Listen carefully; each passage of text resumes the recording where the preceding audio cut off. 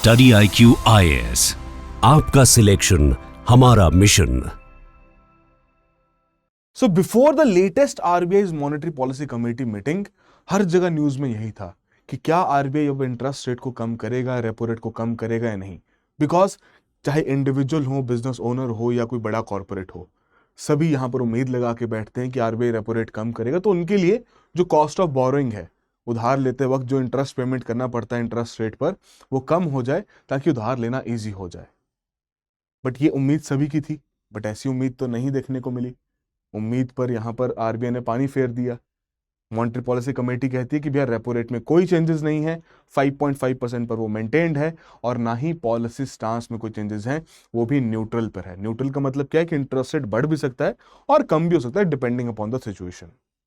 अब यहां क्रिटिसिज्म क्या आता है कि आरबीआई ने जो पहले प्रोजेक्शन रखा था कि भैया इन्फ्लेशन 3.1% का यहां पर रहेगा, भैया वो तो और कम हो गया, 2.6% हो गया फॉर द फाइनेंशियल ईयर 2026। तो अब भी यहां पर क्यों नहीं उस प्रकार का इंटरेस्ट रेट कम किया जा रहा है ताकि इकोनॉमी में मनी सप्लाई बढ़ाई जा सके, ग्रोथ के ऊपर काम किया जा सके, जो हमारे विकसित भारत के टारगेट्स हैं उन्हें यहां पर अचीव किया जा सके। और इसी क्रिटिसिज्म में ये भी कहते हैं कि आरबीआई बहुत ही कॉशियस अप्रोच यहां पर फॉलो करता है, डर डर के यहां पर काम करता है। But what if I tell you कि बिहाइंड ऑल ऑफ दिस उसी समय पर आरबीआई ने biggest regulatory reforms of the decade यहां पर अनाउंस किए थे, जो कि हमारे इंडियन बैंकिंग सिस्टम को कंप्लीटली रेवोल्यूशनाइज कर देगा कि किस तरीके से सुधार लिया जा रहा है, दिया जा रहा है, उसका पूरा सिस्टम यहां पर बदल देगा। जी हां, तो ऐसे रेवोल्यूशनरी रेगुलेटरी रिफॉर्म्स यहां पर अनाउंस किए गए हैं आरबीआई द्वारा, जो कि कहीं ना कहीं ओवरशैडो हो गए किस चीज से कि भाई रेपो रेट में कोई चेंज नहीं आया। तो आइए आज के सेशन में हम उन्हीं रिफॉर्म्स को जानने की कोशिश करते हैं, और जितने भी हमारे सिविल सर्विसेज के एस्पिरेंट्स हैं उन सभी के लिए ये रिफॉर्म्स बहुत क्रूशियल हैं, बिकॉज सवाल पूछा जा सकता है किसी भी तरीके से। थोड़ा कंसेप्चुअल बेस्ड सेशन भी रहेगा, कुछ कॉन्सेप्ट्स को भी हम यहाँ पर डिस्कस करेंगे, तो प्लीज एंड तक देखते रहिएगा ताकि आपको एक हॉलिस्टिक अंडरस्टैंडिंग हो सके that what kind of changes RBI has proposed and कैसे ये हमारे इंडियन इकोनॉमिक ग्रोथ के लिए बहुत क्रूशियल रोल प्ले करने वाले हैं। तो शुरुआत करते हैं आज के सेशन की।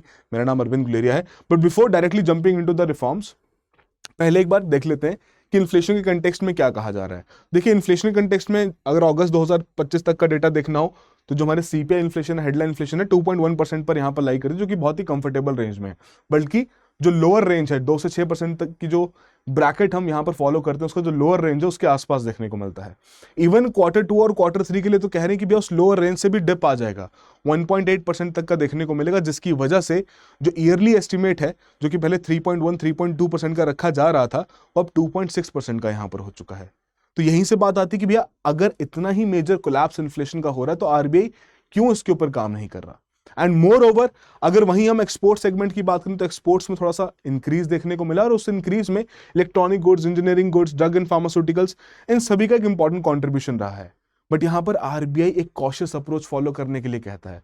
वो कहता है कि डिस्पाइट अगर कोई इंक्रीज आया भी है, करंट अकाउंट डेफिसिट में रिडक्शन देखने को भी मिली है, ओवरऑल इंडियन इकोनॉमी की ग्रोथ के नंबर्स भी अगर हम पॉजिटिव देखने को मिल रहे हैं, तो कहीं ना कहीं जो सेकेंड हाफ है हमारे इस फाइनेंशियल ईयर का, उसमें कंसर्न्स क्रिएट हो सकते हैं। बिकॉज टैरिफ्स का इंपैक्ट पड़ना अब और शुरू हो जाएगा, वो और इंटेंस होते जाएंगे अगर ये जियोपॉलिटिकल कंसर्न्स और टेंशंस यहां पर रिजॉल्व नहीं हुई, राइट।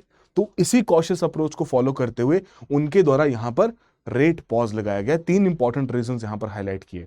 पहला, इनकम्प्लीट ट्रांसमिशन, कि भैया उन्होंने 1% का ऑलरेडी रेपो रेट कम कर दिया है, और जिसको हिस्टोरिकली देखा जाए जब भी 1% आरबीआई रेपो रेट कम करे तो एटलीस्ट 0.71% बैंक्स भी अपने इंटरेस्ट रेट को कम कर देते हैं। बट अभी तक वो 0.7 या 0.71% तक हम नहीं पहुंचे हैं। वी आर येट एट 0.58%, मतलब 58 बेसिस पॉइंट्स का रिडक्शन यहां पर इंटरेस्ट रेट पर देखने को मिला है। तो आरबीआई इज वेटिंग कि भैया जो पहले का 1% का कट किया गया था उसका ट्रांसमिशन कंप्लीट यहां पर हो जाए, राइट। फर्दर जो रिसेंट सरकार द्वारा जीएसटी रिफॉर्म्स लाए गए हैं, तो डेफिनेटली उसकी वजह से कंजम्पशन बढ़ सकती है। ये एस्टिमेशंस यहां पर लगाए जा रहे हैं, फेस्टिवल सीजन अहेड है, तो कहीं ना कहीं आरबीआई कह रहा है कि कंजम्पशन में दोबारा से एक बाउंस बैक देखने को मिल सकता है, तो शायद हमें रेपो रेट कम करने की आवश्यकता ना पड़े। एंड द ग्लोबल अनसर्टेनिटीज, कि जिस प्रकार के trade Wars, tariff concerns, geopolitical tensions यहां पर क्रिएट हो चुकी हैं, तो कहीं ना कहीं ऐसे पोटेंशियल एक्सपोर्ट शॉक्स जो कि हमें second half of the financial year में देखने को मिल सकते हैं, उनके साथ बियर करने के लिए हमें रेजिलिएंट रहना पड़ेगा। So that is why they have basically paused on the repo rate decrease. अब इसी पॉइंट के साथ वो कह रहे हैं कि ये तो रहा जो हमारा कंसर्न था कि हमने रेपो रेट को कम क्यों नहीं किया, but at the same point of time जो करंटली इंडियन इकोनॉमी की ग्रोथ की आवश्यकता है उसी के ऊपर फोकस रखते हुए हम यहां पर रिफॉर्म्स लेके आना चाहते हैं। एंड कहीं ना कहीं ये जो रिफॉर्म्स एक मेजर चेंज भी है आरबीआई के पर्सपेक्टिव को देखते हुए, बिकॉज जब 2008 के ग्लोबल फाइनेंशियल क्राइसिस हुए थे तो उसके बाद से आरबीआई ने बहुत ही स्ट्रिंजेंट रिस्क कंट्रोल्स यहां पर फॉलो किए, बेसल नॉर्म्स यहां पर अप्लाई किए गए। फर्दर जब कॉर्पोरेट एक्सपोजर यहां पर हाईलाइट किया गया कि एनपीए क्राइसिस यहां पर क्रिएट हो रहा है, राइट, उसके बाद एसेट क्वालिटी का क्लीनअप के ऊपर काम किया गया, अगेन रिस्ट्रिक्शंस यहां पर लगा दी गई, कैपिटल एडिक्वेसी रेशियोज यहां पर एनबीएफसीज के लिए भी इंप्लीमेंट की गई। बट अब यहां पर आरबीआई ने कहा कि भैया after all of these kind of restrictive policies now is the time कि जब हम ग्रोथ ओरिएंटेड पॉलिसीज यहां पर लेके आए, और वो जो ग्रोथ ओरिएंटेड पॉलिसीज है वो सिर्फ और सिर्फ पॉलिसी या पॉलिसी रेपो रेट के थ्रू ना हो, उसके बियॉन्ड हम ऐसे रिफॉर्म्स लेके आए जिसके चलते हमारा इंडियन बैंकिंग सिस्टम ही चेंज हो सके एंड बेहतर ग्रोथ को यहां पर टारगेट कर सके। तो कहीं ना कहीं जो अभी तक का रोल एक बहुत कॉशियस अप्रोच का रहता था, रिस्ट्रिक्टिव पॉलिसीज का रहता था, उसी आइडिया को चेंज करते हुए इंडिया स्पेसिफिक अप्रोच फॉलो करने की बात की गई। पहले तो आरबीआई बहुत प्रेशर में था कि भैया जो ग्लोबल नॉर्म्स हैं बासल 3 के उनको एज इट इज यहां पर इंप्लीमेंट करना है, बट आरबीआई अब कुछ और कह रहा है। आरबीआई कह रहा है कि ठीक है बासल 3 में इंप्लीमेंट करूंगा बट अपने देश की रिक्वायरमेंट के हिसाब से करूंगा, और वही चीज यहां पर हाईलाइट भी की गई है। जैसे सबसे पहला पॉइंट कि एक पर्टिकुलर जब आप लोन लेने जाते हैं तो आपसे कोलैटरल की डिमांड क्रिएट की जाती है, राइट। अब उस कोलैटरल में आपको कुछ ना कुछ एसेट रखना पड़ता है। तो बहुत सारे लोग क्या कहते हैं कि भैया चलो हमारे पास शेयर्स पड़े हैं कंपनी के किसी के, आप इन्हें यहां पर एसेट रख लीजिए। बट अब पहले क्या था, उसके ऊपर लिमिट रखी गई थी, राइट, लोन अगेंस्ट शेयर्स के ऊपर लिमिट रखी गई थी कि सिर्फ 20 लाख तक का यहां पर मिल सकता है। और ये जो लिमिट्स थी ये 1998 की लिमिट्स थी, तब से कितना कुछ चेंज हो चुका है, राइट। तो इसी लिमिट को बढ़ा के फाइनली यहां पर 1 करोड़ की गई ताकि लोन्स अगेंस्ट शेयर्स यहां पर बढ़ाए जा सके। So not through the policy repo rate, वहां पर चेंज नहीं लाया जा रहा मनी सप्लाई को इंक्रीज करने में, बट इस प्रकार की जो रिस्ट्रिक्शंस पहले की रखी गई थी इन्हें लिबरलाइज करने की कोशिश की जा रही है। That is what I am trying to say कि यहां फोकस अब लिबरलाइज्ड पॉलिसी के ऊपर है, ग्रोथ ओरिएंटेड पॉलिसीज के ऊपर है, but not through the repo rate, right. Second, IPO financing limit. आपको आईपीओ में इन्वेस्ट करना, आपको यहां पर पैसा चाहिए, तो पहले अगेन जो शॉर्ट टर्म बोरिंग की लिमिट यहां पर 10 लाख की रखेगी, इसे इंक्रीज किया कि भैया 25 लाख पर पर्सन यहां पर किया जा सके। सो द पॉइंट इज कि इस प्रकार की रेगुलेटरी सीलिंग को रिमूव करके कहीं ना कहीं ऑब्जेक्टिव यही रखा जा रहा है कि मनी सप्लाई बढ़ाई जा सके, लोग उधार लें और उसको आगे जाके प्रोडक्टिव एसेट्स की क्रिएशन में खर्च करें। अपार्ट फ्रॉम दैट जो हमारी लिस्टेड डेट सिक्योरिटीज हैं उसमें जो सीलिंग पहले की लगाई गई थी उसको तो रिमूव करने की बात की जा रही है कि अगर आपके पास डेट सिक्योरिटीज हैं, आपके पास बॉन्ड्स अवेलेबल हैं जो लिस्टेड है हमारे देश की स्टॉक एक्सचेंजेस में, you don't have to worry about anything. आपके जितने भी बॉन्ड्स की वैल्यू है उतने बॉन्ड्स की वैल्यू के हिसाब से आप अपना उधार ले सकते हो, कोई रिस्ट्रिक्शन यहां पर नहीं लगाई जाएगी। So the complete focus is to remove this restrictions and money supply against collateral यहां पर इंप्रूव किया जा सके। And moreover IPO financing की लिमिट इंक्रीज करने का ऑब्जेक्टिव है कि मार्केट में पार्टिसिपेशन को और यहां पर एनहांस किया जा सके, right. Further second important point, RBI यहां पर अब परमिट करता है बैंक्स को कि अगर कोई एक पर्टिकुलर कंपनी किसी दूसरी कंपनी को एक्वायर करना चाहती है और उसे फंड्स की आवश्यकता है तो भैया बैंक्स भी वो फंड्स प्रोवाइड कर सकते हैं, चाहे वो मर्जर हो, एक्विजिशन हो। वेरी वेरी इंपॉर्टेंट पॉइंट जिसकी वजह से बैंक्स के लिए एक नया सोर्स ऑफ बिजनेस यहां पर ओपन हो चुका है, राइट। तो कहीं ना कहीं अब इसी की वजह से जो कॉर्पोरेट्स हैं जिनको पहले बाकी फाइनेंसिंग टूल्स को अवेल करना पड़ता था कि भैया प्राइवेट क्रेडिट एनबीएफसी या फॉरेन लेंडर से पैसा लेना पड़ता था इस प्रकार के मर्जर्स और एक्विजिशंस को पूरा करने के लिए, अब वही कॉर्पोरेट्स इंडियन बैंक्स के लो कॉस्ट क्रेडिट को यहां पर यूज कर सकते हैं, जिनकी वजह से उनकी कॉस्ट ऑफ बोरिंग भी यहां पर कम होगी, हमारी इकोनॉमिक सोवरेनिटी भी यहां पर मेंटेन रहेगी। बिकॉज हमारी जो डोमेस्टिक फाइनेंशियल इंस्टीट्यूशंस पहले ये सर्विसेज प्रोवाइड नहीं कर पाते थे, जिसकी वजह से हमारे इंडियन कॉर्पोरेट्स फॉरेन कंपनीज या फॉरेन फाइनेंशियल इंस्टीट्यूशंस के पास जाते थे, उस डिपेंडेंस को भी यहां पर कम कर पाएंगे। एंड बैंक्स के लिए एक नया रेवेन्यू स्ट्रीम यहां पर ओपन करने की बात की गई है कि ठीक है अगर तुम क्रेडिट दे के या लोन दे के उतना पैसा नहीं कमा पा रहे हो, डोंट वरी, तुम इस प्रकार का नया बिजनेस यहां पर सेटअप कर सकते हो, राइट। एंड इसी में आपका जो लेवरेज बायआउट फ्रेमवर्क है बहुत इंपॉर्टेंट है। लेवरेज बायआउट फ्रेमवर्क मतलब क्या होता है कि जैसे मान लीजिए कि कंपनी ए है, right, let me explain it to you that there is a company A जो कि कंपनी बी को यहां पर खरीदना चाहती है, ठीक है। अब उसके लिए कंपनी को यहां पर फंड्स की जरूरत पड़ेगी, वो फंड्स यहां पर बैंक्स प्रोवाइड करेंगे, राइट, वो उसको खरीदेगा। अब जब वो खरीद लेगा तो भैया कंपनी भी कुछ ना कुछ तो अर्निंग्स यहां पर जनरेट करेगी ना, वो अर्निंग्स यहां पर यूज की जाएंगी इस लोन की रिपेमेंट करने के लिए। So that is your leverage buyout framework. तो उसको और बेहतर करने की यहां पर बात की गई, ताकि अगेन ऐसे बायआउट फ्रेमवर्क्स में किसी प्रकार के जो रिस्क्स हैं उनको भी कंटेन किया जा सके, एंड अपार्ट फ्रॉम दैट जो हमारे रेगुलेटरी सेफगार्ड्स हैं उनको बेहतर किया जा सके, ताकि कल को कोई भी क्रेडिट रिस्क यहां पर क्रिएट ना हो कि भैया उधार तो दे दिया बैंक ने बट आगे जाके वो मर्जर वहां पर सक्सेसफुल नहीं रहा। So very very important point जो कि यहां पर हाईलाइट किया गया है।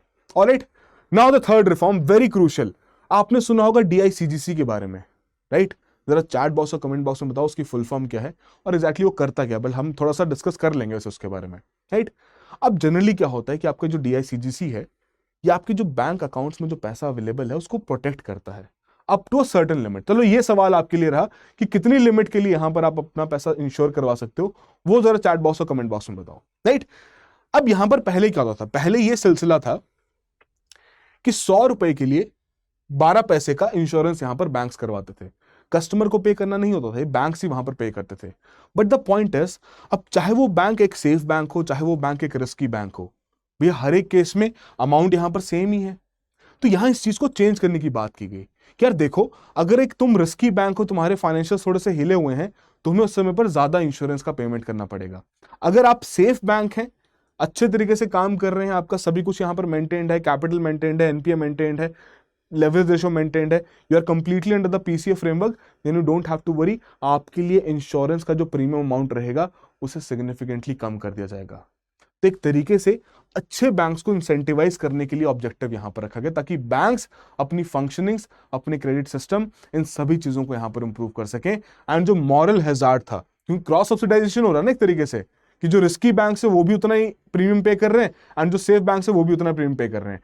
सेफ बैंक का जितने प्रीमियम है वो रिस्की बैंक्स की अगर कल को कोई पेमेंट करनी पड़ जाए उस केस में वहां पर यूज किया जा रहा है। तो उस क्रॉस सब्सिडाइजेशन को यहां पर बंद किया जाए एंड बैंक्स के अंदर एक कॉन्फिडेंस एज वेल एज एक कंपटीशन यहां पर लाया जा सके, ताकि वो खुद को बेहतर करने के ऊपर काम करें और अपनी इंश्योरेंस कॉस्ट की जो प्रीमियम है उसे यहां पर कम कर सकें। So very very important point जो कि यहां पर हाईलाइट किया गया। सो आई थिंक 3 रिफॉर्म्स हमने यहां पर डिस्कस कर लिए हैं। Now let us talk about another very very important reform, जो कि अभी हम लिंक करेंगे ओवरऑल विकसित भारत के साथ। देखिए, करेंटली जो सरकार पिछले 4 सालों से फोकस कर रही है वो किस चीज के ऊपर है? इंफ्रास्ट्रक्चरल डेवलपमेंट की जा सके। इंफ्रास्ट्रक्चरल डेवलपमेंट के लिए हमें उधार चाहिए, पैसा चाहिए, कैपिटल चाहिए, उसके बिना नहीं हो पाता। अब ऐसा ही पैसा एनबीएफसीज भी प्रोवाइड करते हैं, बट एनबीएफसीज के ऊपर रिस्ट्रिक्शंस क्या रहती हैं कि कहीं ना कहीं उन्हें अपना सिग्निफिकेंट कैपिटल भी मेंटेन करना पड़ता है, जैसे कि बैंक्स को करना पड़ता है। और ये जो पूरा फ्रेमवर्क है, आपको क्विकली यहां पर बताना चाहूंगा, ये जो पूरा फ्रेमवर्क है काम करता है कैपिटल एडिक्वेसी रेशियो के हिसाब से। This whole framework works as the capital adequacy ratio.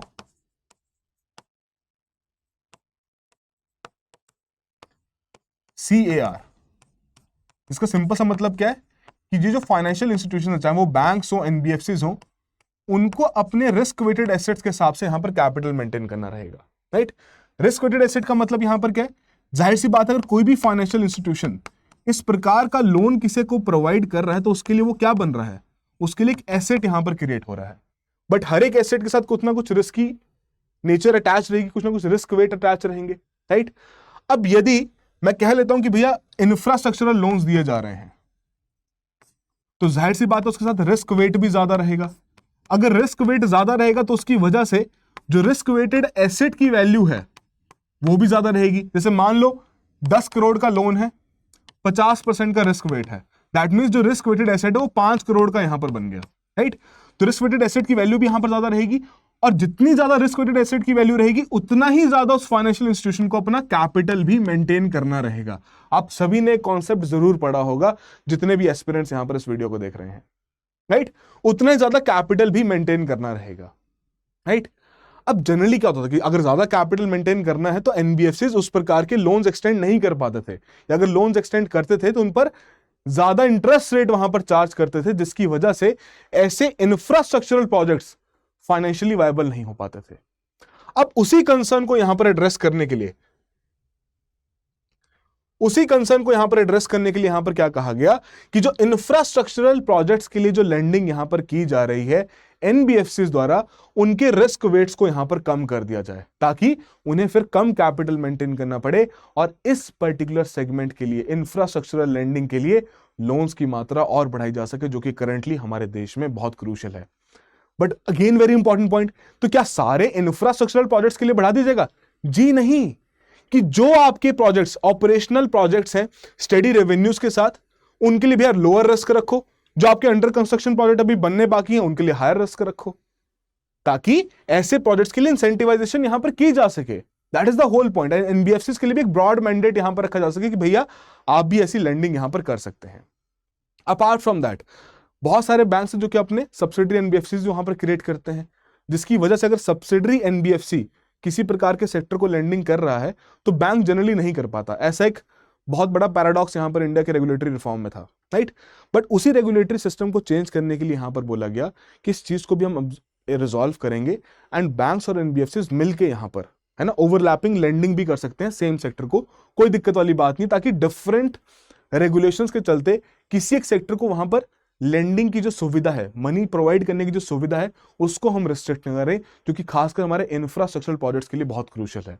तो जो अभी तक एक वन साइज फिट्स ऑल वाली जो अप्रोच चल रही थी, उसको रिप्लेस करने की बात की गई, जो रेपिटेटिवली यहां पर कहा भी गया है मल्टीपल रिकमेंडेशंस में, कि कहीं ना कहीं बैंकिंग सिस्टम एक ही लेंस से सभी बोरोअर्स को देखता है, उसको चेंज करने की आवश्यकता है। तो वही चेंज लाने की यहां पर कोशिश भी की जा रही है। एक सिंपल सा सवाल आप सभी के लिए, राइट, कि मिनिमम कैपिटल जो आपका CRAR है, capital risk weighted asset ratio, जो कैपिटल एडिक्वेसी रेशियो भी जिसे हम कहते हैं, CAR जिसे भी हम कहते हैं, राइट, जो सिस्टमैटिकली इंपॉर्टेंट एनबीएफसीज हैं उनके लिए कितना मेंटेन करना रहता है ये कैपिटल एडिक्वेसी रेशियो या capital to risk weighted asset ratio, जरा चैट बॉक्स और कमेंट बॉक्स में जरूर मेंशन करो, right. And further we have been creating a community जहां पर इकोनॉमी सब्जेक्ट जो कि बहुत सारे लोगों को टेक्निकल लगता है, उसको हम थोड़ा सा इजी कर सकें, तो मॉक क्वेश्चंस हम यहाँ पर डिस्कस करते हैं। तो डेफिनेटली आप इस ग्रुप को ज्वाइन कर सकते हैं। And moreover, if you have any concerns, आप प्रिपरेशन से रिलेटेड कोई डाउट्स अपने पूछना चाहते हैं, this is my contact number, आप मुझे भी अप्रोच कर सकते हैं। I will be more than happy to assist you. And currently जितने भी लोग 2027 के लिए तैयारी कर रहे हैं, हमारे लेटेस्ट बैचेस यहाँ पर अनाउंस हो चुके हैं, जिनकी शुरुआत होने वाली है। एंड द पॉइंट इज कि 2027 का अगर आप टारगेट रखें तो now is the right time. Optional तैयार करना है, एथिक्स प्रिपेयर करना है, ऐसे राइटिंग करनी है, आंसर राइटिंग सभी जीएस सब्जेक्ट्स की करनी है, तो जितना जल्दी हो जाए उतना बेहतर है। सो डेफिनेटली इन बैचेस को चेकआउट कीजिए, बिकॉज ये P2I बैचेस हैं। प्रीलिम्स से लेकर इंटरव्यू तक की जो पूरी प्रिपरेशन है उसे हम यहाँ पर कवर करते हैं, subject by subject live classes के थ्रू आपका कवर किया जाएगा। The whole point is to make sure आपका कंटेंट रिच किया जा सके। एंड फर्दर अलग से इन्हीं बैचेस में आपके लिए PRP का इनिशिएटिव भी रखा गया, प्रीलिम्स रेजिडेंशियल प्रोग्राम, जिसमें एग्जाम से 90 से 100 दिन पहले, प्रीलिम्स एग्जाम से 90 से 100 दिन पहले अगर आप बैच के टॉप 10% परफॉर्मर्स में से हुए, you will be called upon कि आप हमारे पास आइए, आप हमारे ऑफलाइन सेंटर में आके पढ़ाई कीजिए, आपका complete food and lodging will be taken care of, आपको कोई एक्स्ट्रा पैसा पे करने की जरूरत नहीं है, और अगर आपका प्रीलिम्स क्लियर हो जाए ये अमाउंट भी आपको रिफंड बैक कर दिया जाएगा। That is the whole idea. And उसी के बाद सिमिलर लाइंस पर मेंस रेजिडेंशियल प्रोग्राम भी यहाँ पर कंडक्ट किया जाएगा, इंटरव्यू गाइडेंस प्रोग्राम भी यहाँ पर दिया जाएगा। So whatever you need, notes, classes, एक schedule, mentorship, answer writing, evaluation, mock test, whatever you need, everything is covered over here. So definitely do check out these courses, demo videos जाके देखिए, because सभी के YouTube पे सभी की series यहाँ पर अवेलेबल है। आप आइडिया भी लगा सकते हैं कि भैया किस तरीके से यहाँ पर सब्जेक्ट को डिलीवर किया जा रहा है। सो डेफिनेटली जाके चेकआउट करें। ARG लाइफ का आप कोड यूज करते हैं for the maximum discounts, and you can definitely approach में अगर आपके कोई डाउट्स भी यहाँ पर रहें, राइट। अपार्ट फ्रॉम दैट, जो हमने 5 पॉइंट्स यहाँ पर डिस्कस किए, उसके बियॉन्ड यहाँ पर पॉइंट कर रखा गया कि रुपी को इंटरनेशनलाइजेशन करना है। अब देखिए, रुपी की इंटरनेशनलाइजेशन के ऊपर ना मजाक भी बहुत उड़ाया जाता है। अरे कहाँ बड़े सपने देख रहे हो, कहाँ रुपी इंटरनेशनलाइज होगा, आपका तो कैपिटल अकाउंट अभी तक पार्शियल नेचर का है, रुपी इंटरनेशनलाइजेशन तो बहुत दूर की बात है। तो इंडिया ने कभी ये नहीं कहा है कि हम रुपी को इसलिए इंटरनेशनलाइज करना चाह रहे हैं ताकि डॉलर को यहां पर हम कम कर सकें, नहीं। इंडिया ने कहा है कि हम अपने लिए एक एक्स्ट्रा ऑप्शन क्रिएट करना चाहते हैं कि हम रुपी से भी ट्रेड कर सकें। रुपी की इंटरनेशनलाइजेशन का मतलब ये कि रुपी की वैल्यू भी ग्लोबली यहां पर लगाई जा सके, राइट। अब उसी पर्पस को मद्देनजर रखते हुए, अगर आपको याद हो, जब रशिया यूक्रेन का वॉर हुआ था तो रशिया के ऊपर सैंक्शंस लगा दी गई थी कि भैया अब आप डॉलर में ट्रेड नहीं कर पाओगे। तो इंडिया और रशिया ने क्या किया, अपना लोकल करेंसी सेटलमेंट सिस्टम वहां पर डेवलप किया, जिसके चलते रशियन बैंक्स के इंडिया में स्पेशल रुपी वॉस्तुर अकाउंट्स यहां पर ओपन किए गए, जिनमें इजिली ट्रेड की पेमेंट्स यहां पर कर जाती थी। अब अगर ऐसे स्पेशल रुपी वॉस्तुर अकाउंट्स हैं तो पहले उनको कहा गया कि अगर इसमें पैसा अवेलेबल है तो वो इंडियन गवर्नमेंट सिक्योरिटीज में इन्वेस्ट कर सकते हैं, राइट। बट अब इसका मैंडेट और ओपन किया गया कि काम कीजिए, आप इंडियन गवर्नमेंट सिक्योरिटीज में तो इन्वेस्ट कर ही रहे हैं, बट कॉर्पोरेट बॉन्ड्स और कमर्शियल पेपर्स, इनमें भी इन्वेस्ट कर सकते हैं। इसका ऑब्जेक्टिव क्या किया गया कि भैया अगर हमारे पास हमारी कॉर्पोरेट बॉन्ड मार्केट को पैसों की जरूरत है, लिक्विडिटी की जरूरत है, तो ये जो अनटैप्ड रेवेन्यू सोर्सेज हैं, क्यों ना इनको एक इन्विटेशन दिया जाए कि भैया आप हमारे कॉर्पोरेट बॉन्ड्स में इन्वेस्ट कीजिए, ताकि कॉर्पोरेट बॉन्ड्स के लिए कैपिटल रेस करना भी इजी हो जाए एंड मोर ओवर हमारी बॉन्ड मार्केट भी और डीपन यहां पर हो सके, जो कि करंटली कंसर्न भी है कि हमें इसको ग्रो करने की यहां पर आवश्यकता है, राइट।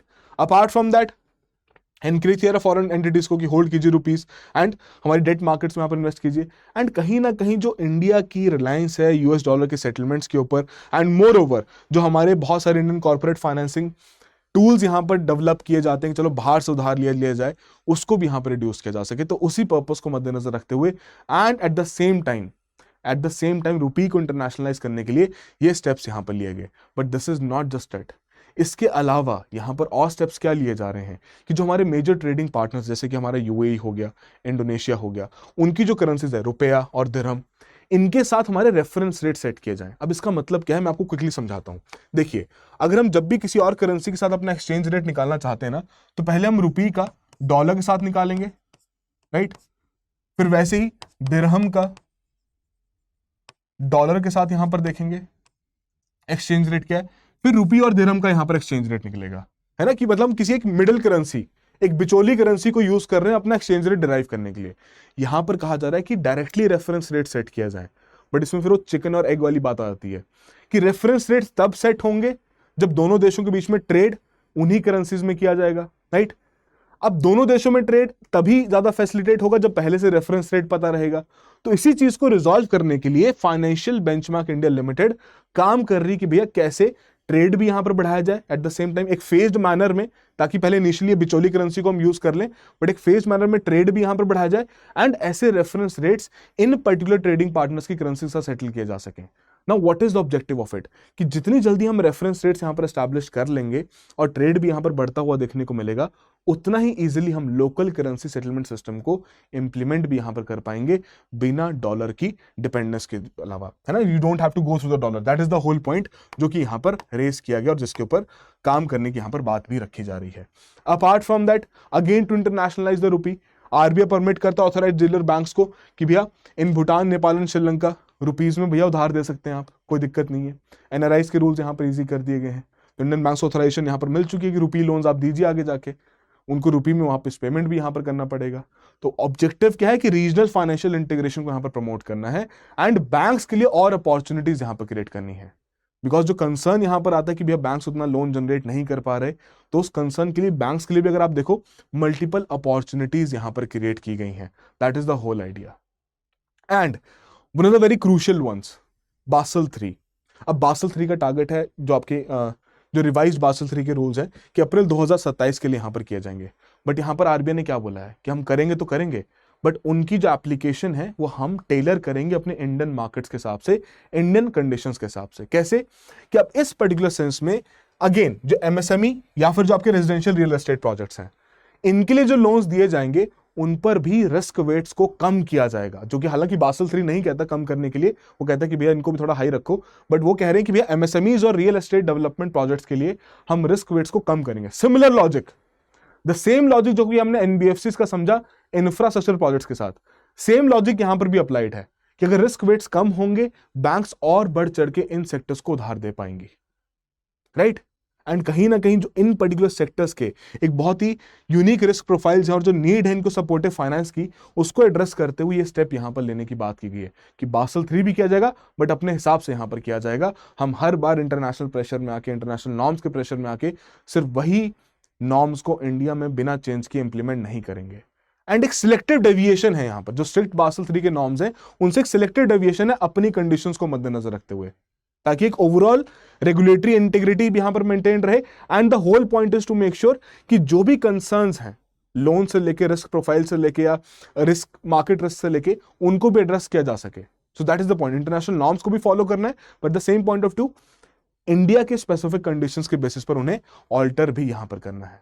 तो कहीं ना कहीं देखा जाए तो focus is on what, to improve the lending, बढ़ चढ़ के लोन्स यहां पर दिए जा सके, रुपी को इंटरनेशनलाइज यहां पर किया जा सके, crucial sectors MSME, real estate projects, infrastructure projects, उन पे लोन्स बढ़ाने के लिए रिस्क वेट्स यहां पर कम करने की बात की गई है। फर्दर एनबीएफसीज और बैंक्स को थोड़ा एक ही रेगुलेटरी एम्बिट में रखते हुए थोड़ा एक तरीके से यहाँ पर ऑब्जर्व किया जाए। एंड ये सभी चीजें पॉसिबल क्यों हुई? बिकॉज कहीं ना कहीं हमारे लिए एनपीएस में भी यहाँ पर डिक्लाइन देखने को मिला है, एनपीएस का भी डिक्लाइन हुआ है, तो कहीं ना कहीं अब आरबीआई भी कॉन्फिडेंट है कि इंडियन बैंक से चेंज ला सकते हैं। एंड कैपिटल एडिक्वेसी रेशियो भी जो 12% की यहां पर रखी गई है पब्लिक सेक्टर बैंक्स के लिए, उसके वे बियॉन्ड 16-17% तक यहां पर बैंक्स मेंटेन करके रखे हैं। That means banks are in a strong position जहां पर इन रिफॉर्म्स को इंप्लीमेंट करके इनके लिए मल्टीपल बिजनेस अपॉर्चुनिटीज भी क्रिएट की जा सकती हैं, राइट। इवन जो आपके बड़े बोरोअर्स होते हैं भैया, जिनका क्रेडिट लाइन ही 10 करोड़ तक का रहता है, आरबीआई कहता था कि भैया उनको अब लोन्स नहीं ऑफर करने हैं, तो वो एग्जेम्पशन भी देने की बात कर रहा है आरबीआई की, वो भी लिमिट हम यहां पर हटा देंगे। तो whole focus is to increase the money supply, but not through the policy repo rate, but through other regulatory functions जो कि अभी तक थोड़े रेस्ट्रिक्टिव देखने को मिल रहे थे और अब वो यहां पर लिबरलाइज होते हुए देखने को मिल रहे हैं। So definitely there is a huge growth potential कि जहां पर आप मर्जर्स एक्विजिशंस के लिए यहां पर बैंक्स के लिए एक नया बिजनेस ओपन कर रहे हैं, कंपनीज को ईजी हो जाएगा पैसा अक्वायर करना, राइट। लेंडिंग सीलिंग्स यहां पर हटाई जा रही हैं, कैपिटल मार्केट की लेंडिंग लिमिट्स यहां पर बढ़ाई जा रही हैं। तो ये सारे जितने भी स्टेप्स लिए जा रहे हैं they are going to play a very pivotal role, and इनकी इंप्लीमेंटेशन भी जैसे जैसे ग्रेजुअली यहां पर की जाएगी, सो डेफिनेटली कहीं ना कहीं हमारा बैंकिंग सिस्टम का जो पूरा तरीका है काम करने का वो भी यहां पर चेंज हो जाएगा। अब देखते हैं किस तरीके से ये सारे स्टेप्स यहां पर इंप्लीमेंट किए जाते हैं, और इसके बियॉन्ड और भी बहुत सारे रिफॉर्म्स हैं। हम तो बहुत इंपॉर्टेंट रिफॉर्म्स को यहां पर हाईलाइट किया है, बट इसके बियॉन्ड और भी बहुत सारे रिफॉर्म्स वहां पर आरबीआई लेके आ रहा है। एंड शायद आने वाला जो समय है, जो 3 से 4 महीने हैं, हम एक्सपेक्ट कर सकते हैं कि पॉलिसी रेपो रेट भी शायद थोड़ा सा कम हो जाए। Eight the same point of time ये रिफॉर्म्स वहां पर एक कैटलिस्ट का रोल प्ले करेंगे, जो कि इंडियन इकोनॉमी की जो डबल डिजिट की ग्रोथ हम चाहते हैं शायद हम वो भी यहां पर देख पाए। चलिए, तो आई होप आप सभी के लिए कुछ ना कुछ वैल्यूएशन यहां पर जरूर हुआ हो। So that will be all the very best, have a good preparation. Study IQ IAS, आपका सिलेक्शन हमारा मिशन।